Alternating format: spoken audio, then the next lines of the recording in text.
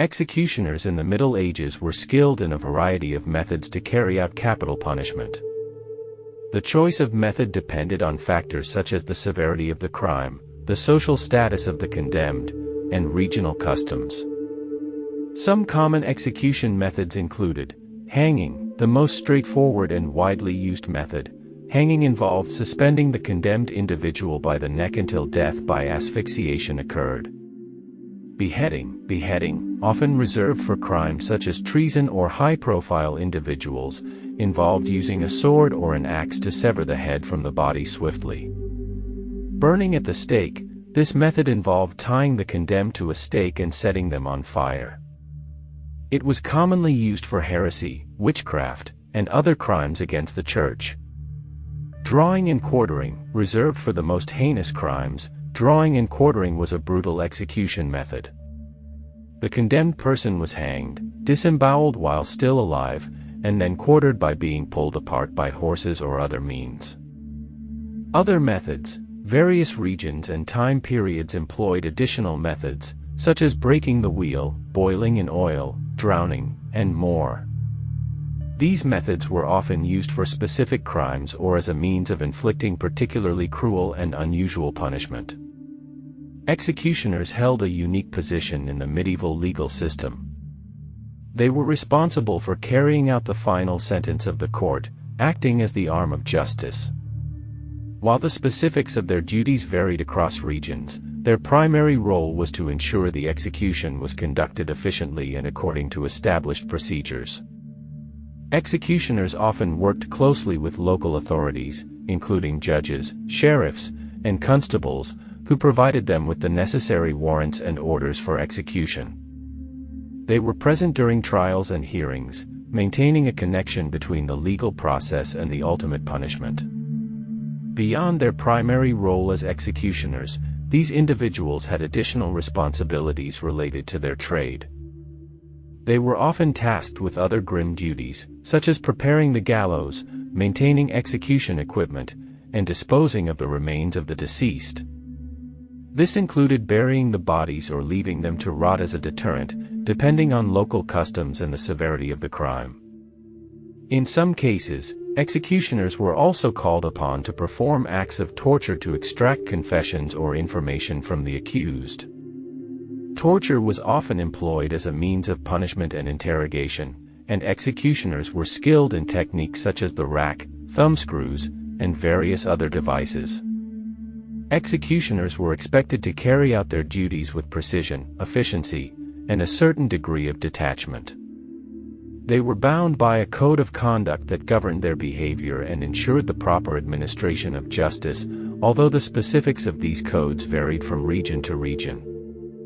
In many cases, the profession of an executioner was hereditary, passed down from one generation to the next within specific families. This hereditary system ensured that the knowledge and skills required for the role were preserved and maintained within certain lineages. It was believed that hereditary executioners possessed an innate understanding of the trade and were better equipped to carry out their duties. The hereditary nature of the profession often resulted in executioners being viewed as outcasts within society, with their status being inherited alongside their trade. The stigma associated with the profession extended not only to the executioner but also to their family members, who were often subjected to discrimination and ostracism. For those outside of hereditary executioner families, aspiring executioners had to undergo a rigorous apprenticeship to acquire the necessary skills and knowledge. The apprenticeship typically lasted several years, during which the trainee would serve under an experienced executioner. The apprenticeship involved hands-on training, where the apprentice would observe and assist in various executions, as well as other tasks related to the profession. They would learn the practical aspects of execution methods, such as proper positioning, precise strikes, and ensuring a swift and humane death. Additionally, they would be educated on the legal aspects of their role, including understanding the different crimes and corresponding punishments. Apart from technical skills, apprentices also learned about the religious and cultural significance associated with their duties. They were expected to understand the spiritual implications of their role and perform their duties with a sense of solemnity and reverence. Executioners needed to possess a range of technical skills to carry out their duties effectively. This included expertise in various execution methods and the ability to adapt to different circumstances and individuals. They needed to understand anatomy, ensuring that their strikes were precise and fatal. Knowledge of knot tying, handling various instruments, and maintaining execution equipment were also crucial aspects of their training. Executioners were expected to be familiar with the legal codes and practices of their region to ensure that executions were carried out in accordance with the law. They needed to have a thorough understanding of the crimes committed and the corresponding punishments, as well as any specific regulations or guidelines that dictated the execution process. In addition to technical proficiency, executioners were also required to possess physical strength and stamina. The nature of their work demanded physical resilience to handle the physical aspects of executions, such as restraining or carrying out acts of torture when necessary. By completing their apprenticeship and demonstrating their proficiency, aspiring executioners would eventually become fully fledged members of their trade, taking on the responsibility of carrying out capital punishments within their jurisdictions. Being an executioner in the Middle Ages took a significant psychological toll on those who carried out the grim task of taking lives. The act of ending another person's life, even if it was sanctioned by the legal system, had profound emotional and psychological repercussions. Executioners often struggled with feelings of guilt, remorse, and moral conflict. They were aware of the weight of their actions and the permanent consequences of their duties. The act of executing someone, especially in brutal and public ways, could lead to nightmares, trauma, and psychological distress.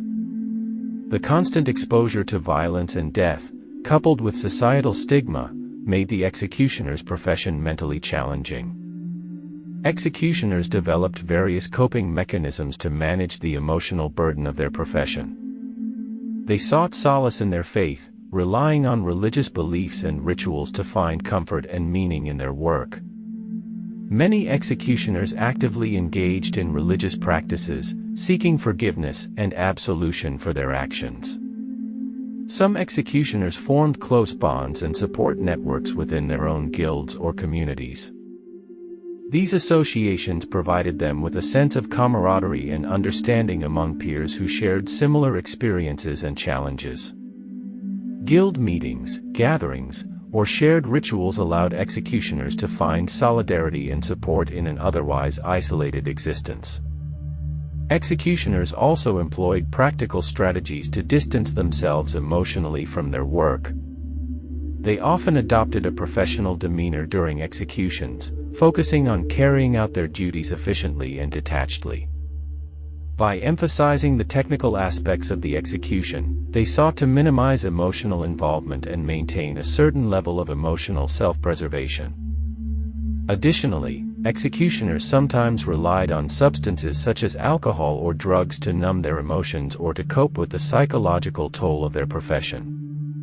While these coping mechanisms may have provided temporary relief, they also carried the risk of addiction and further exacerbating mental health challenges. Despite the stigma and emotional challenges they faced, executioners often saw their work as a necessary service to society. They viewed themselves as upholders of justice, carrying out the punishments deemed appropriate by the legal system.